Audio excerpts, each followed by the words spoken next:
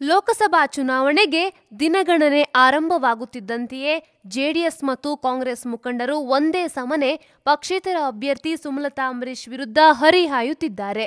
ಹಿಂದೆ ಕೂಡ ಮಾತಿನ ಭರದಲ್ಲಿ ಜಾತಿ ವಿಚಾರವನ್ನ ಎತ್ತಿದ್ದ ಮಂಡ್ಯದ ಹಾಲಿ ಸಂಸದ ಶಿವರಾಮೇಗೌಡ ಮತ್ತೊಮ್ಮೆ ಸುಮಲತಾ ವಿರುದ್ಧ ಅಸಂಬದ್ಧ ಪದವನ್ನ ಬಳಸಿದ್ದಾರೆ.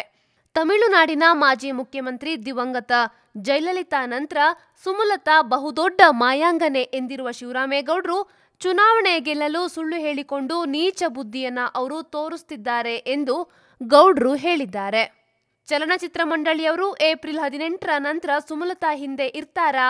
ಮಂಡ್ಯದ ಅಭಿವೃದ್ಧಿ ಆಗಬೇಕಿದ್ರೆ ಅದು ಮೈತ್ರಿ ಪಕ್ಷದಿಂದ ಮಾತ್ರ ಸಾಧ್ಯ ಎನ್ನುವುದನ್ನ ಜನರು ಮೊದಲು ಅರಿತುಕೊಳ್ಳಲಿ ಎಂದು ಶಿವರಾಮೇಗೌಡರು ಹೇಳಿದ್ದಾರೆ.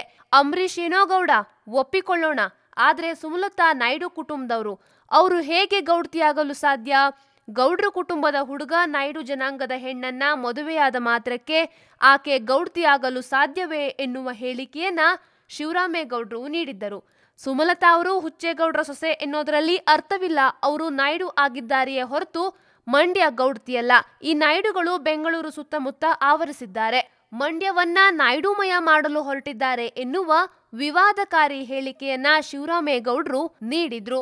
ತುಮಕೂರು, ಮೈಸೂರು, ಹಾಸನದಲ್ಲೂ ಕಾಂಗ್ರೆಸ್ ಮತ್ತು ಜೆಡಿಎಸ್ ನಡುವೆ ಗೊಂದಲಗಳಿದ್ದರೂ ಮಂಡ್ಯದ ಎರಡೂ ಪಕ್ಷಗಳ ಭಿನ್ನಾಭಿಪ್ರಾಯ ಸರಿದಾರಿಗೆ ಬರ್ತಿಲ್ಲ.